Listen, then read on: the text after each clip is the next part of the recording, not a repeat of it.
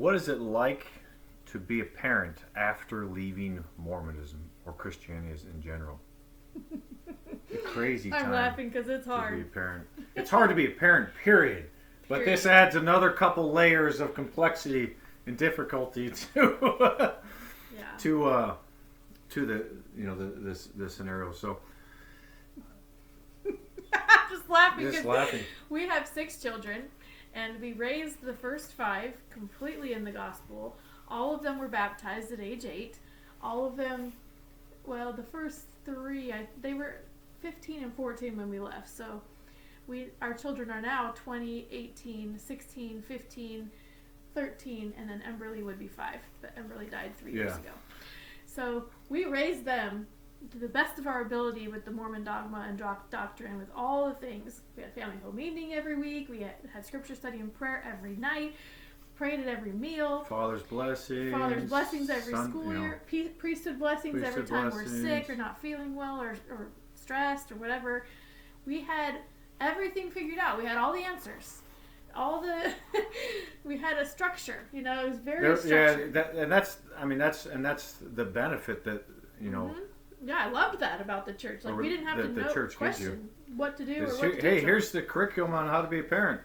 Yeah. And then until you get to the place where we are, we're like, everything in there is like the opposite.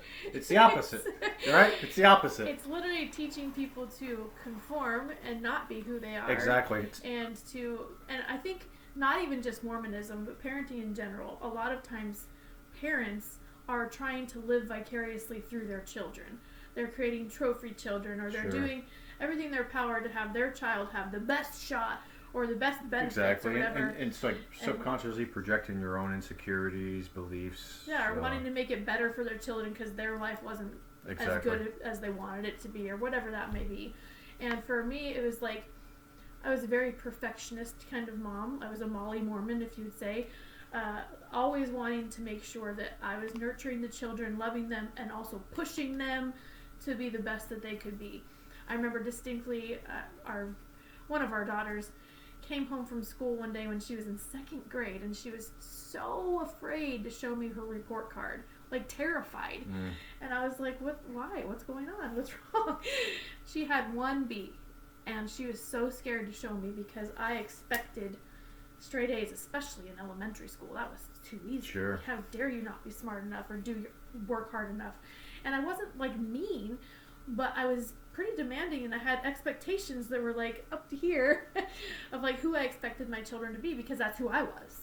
That's who I had been trained to be, and I was a valedictorian, and like success was my way of feeling worthy, of feeling good enough. So I wanted my children to feel that too. But then we started questioning our beliefs, and a lot of our children, we learned afterward, after we left the church, that they were so excited not to have to go. And that was like really hard for me, actually. Yeah. At first I was like, darn, I was like really hoping that I had indoctrinated. I kind of felt like a total failure, even though all my efforts from the church perspective, like it was a failure.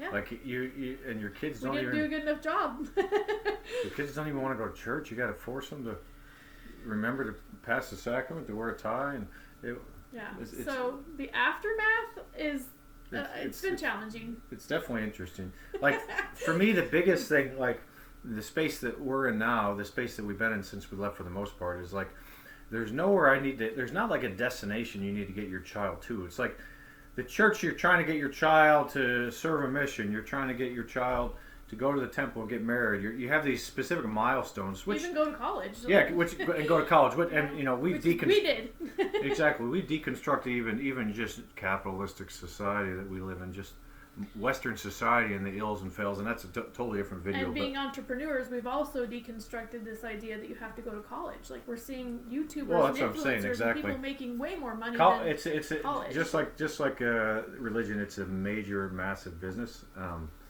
And it's becoming obsolete. I mean, that's kind of my view on religion in general. It's just becoming obsolete. But anyways, so in the space we're in now, like there's not like a specific place I need to get my child to that we're working towards. It's like each child is different, and they're already they're it's kind of like an unbecoming, right? Yeah. Society and church is teaching you to mold your child into the perfect whatever. And from our perspectives, from my perspective, it's more like our child is already this perfect unit. We're just wanting to nurture it and let it express itself in its own unique way. Yeah. So for us, it's been more about what really is unconditional love. Yeah. And what is a parent's role now, instead of the duties and obligations that we were taught we had to do.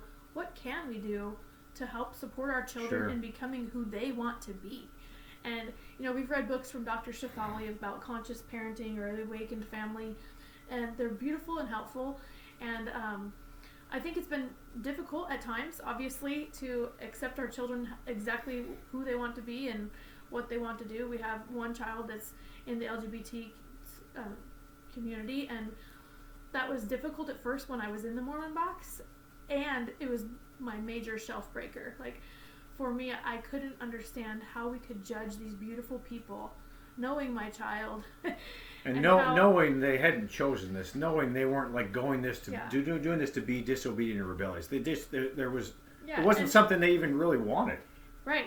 And it wasn't something that, I had created this belief in my mind that they must have been molested or something as a child to have that proclivity. Like, you create all sorts of ideas in your head to try to validate your point of view or to, confirm that what I believe is correct if they're sinners or they're bad people. But having a child in that, you realize right away they were born with this. They don't want it, and it's a real big struggle. And as a parent, it was so hard for me not to just want to love and embrace them and be unconditionally loving and still live in the gospel that taught me that they were bad and sinners and weren't worthy of living a lifestyle that brought them the feeling of being loved. So I was like, I can't live in this dualistic world anymore. I can't be in the church and love my child unconditionally. And I don't know how to justify that in the members' eyes anymore.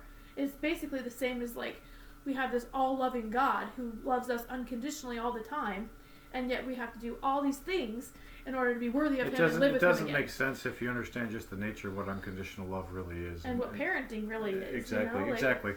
And that's like the hardest part is still, obviously we have a couple of grown kids.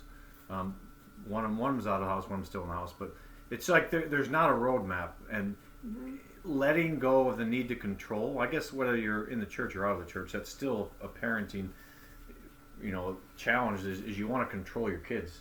You want to mold them into little yous, and that's been the biggest challenge for me.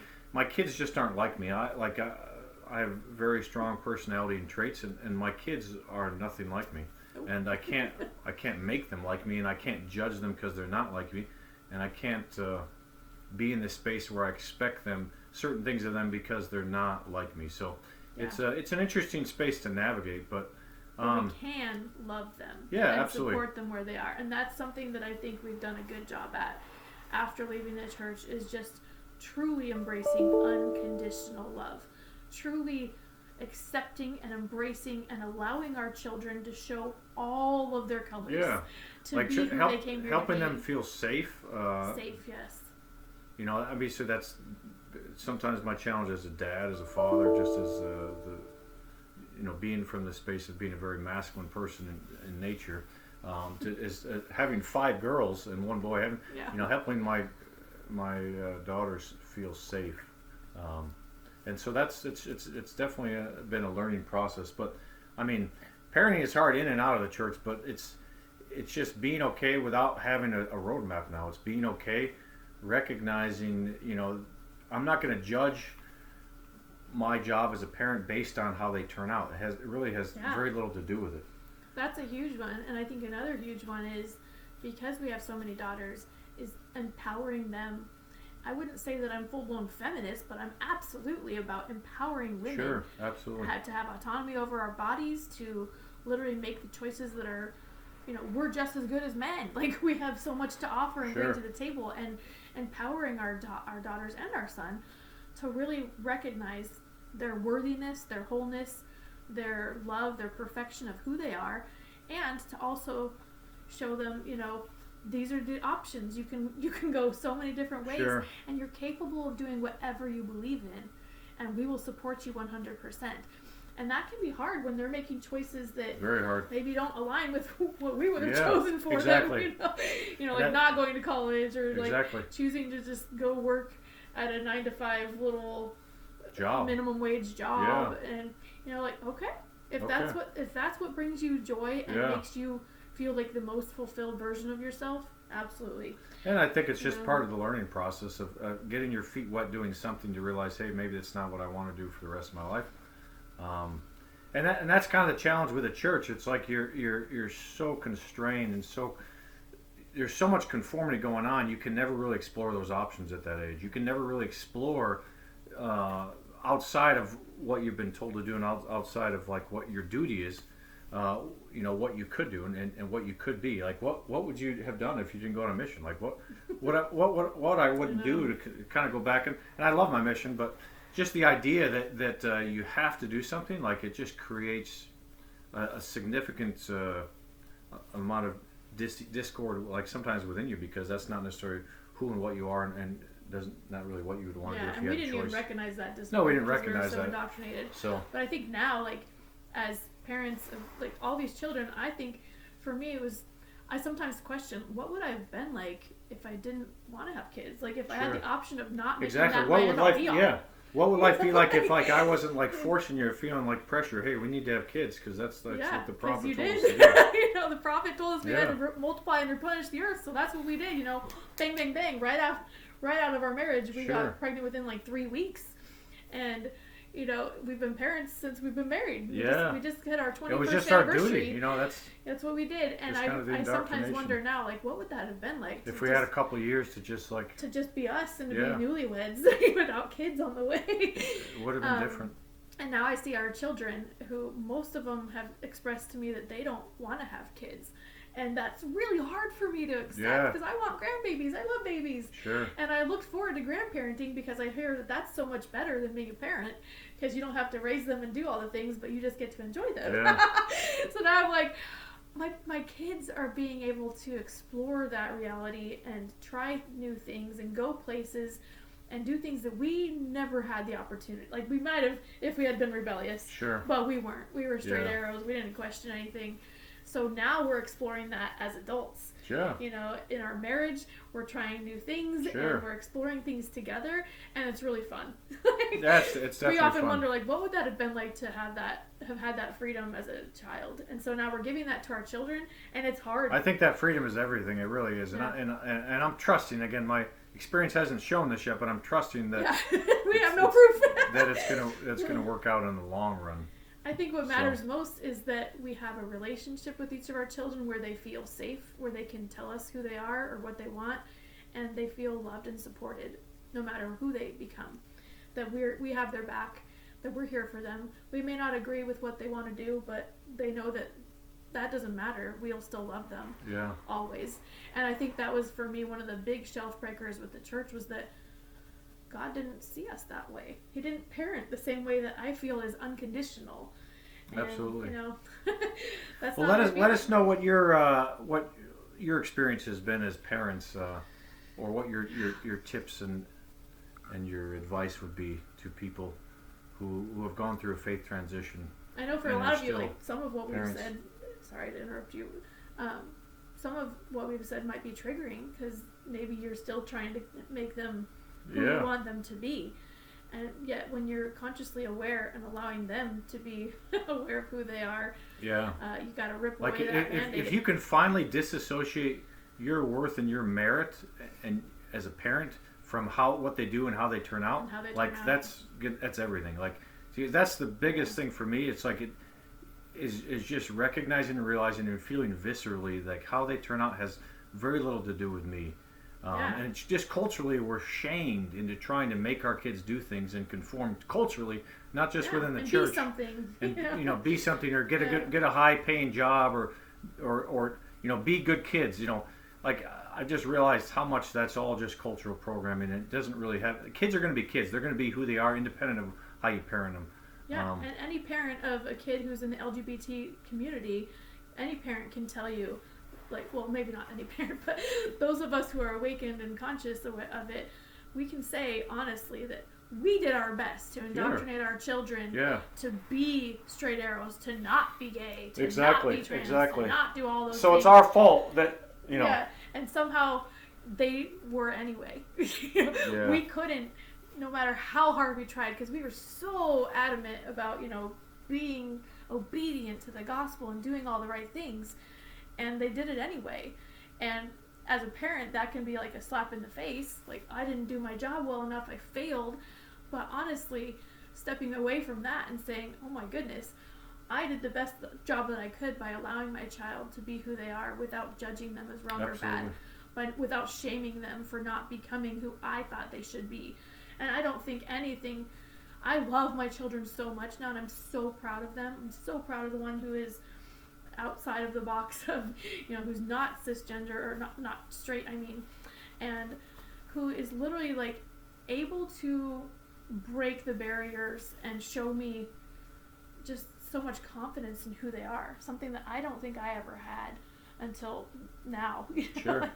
Being away from the box and allowing our children to just really show us who they came here to be is eye-opening and teaches us lessons that I don't think we could have learned without parenting. Absolutely. So I am so grateful that we became parents, despite the fact that sometimes I wonder, what would that have been like? Absolutely. There's a lot of gratitude there for who our children have become and what they're teaching us, because I think that we're all just growing together and learning. Yeah, absolutely. So you guys, you can't do it wrong. There's not like a right or wrong here. Everybody's different, and just give yourself some grace. Give yourself and your children and your spouse some grace, because we're all growing at different levels. Thanks for tuning in. Let us know what you guys think. Have an awesome day.